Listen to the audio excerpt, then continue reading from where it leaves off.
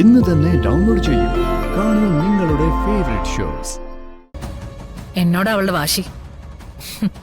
എല്ലാരുടെ മുമ്പേ അവക്ക് വേണ്ടി വേഷം കെട്ടി നാണം കെട്ടത് ഞാനാ. എന്നിട്ടും കൊച്ചുകുട്ടിയല്ലേ മാഡം? 8 വയസ്സുള്ളൊരു കുട്ടി അത്രയ്ക്ക് ചെറിയ കുട്ടിയൊന്നും അല്ല. കാര്യങ്ങൾ പറഞ്ഞാൽ മനസ്സിലാക്കാനുള്ള പ്രായം അവക്കായി.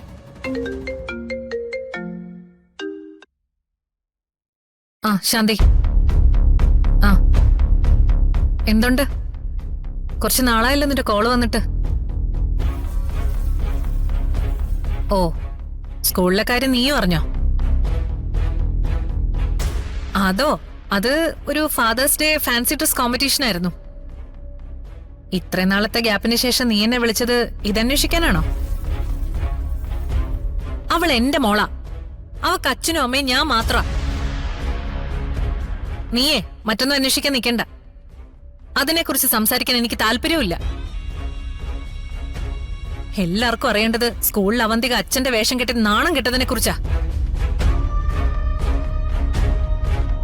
എന്റെ മോൾ അനാഥയാണെന്ന് വിളിച്ചു പറഞ്ഞതിനെ കുറിച്ച്.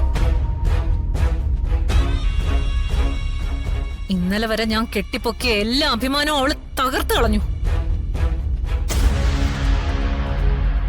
അവളെന്നെ എത്ര തോൽപ്പിക്കാൻ ശ്രമിച്ചാലും ഞാൻ തോൽക്കില്ലെന്ന് നീ അവളോട് പറഞ്ഞേക്ക്. കുട്ടിക്കൊരു അബദ്ധം പറ്റിയതാ, ഞാൻ പറഞ്ഞു മനസ്സിലാക്കിക്കോളാം. അവള് കാരണാ ഇതുപോലെ ഓരോരുത്തര് ഫോണിൽ വിളിച്ചെന്നെ പരിഹസിക്കുന്നത്. ഞാൻ വിട്ടുകൊടുക്കാൻ പോകുന്നില്ല. അവൾ എന്റെ മാത്രം മോളാ. മോളുടെ പിണക്കം ഞാൻ മാറ്റിക്കോളാം. ഫുഡും കഴിപ്പിച്ചോളാം. മാഡം ധൈര്യമായിട്ട് പോയിട്ട് വാ.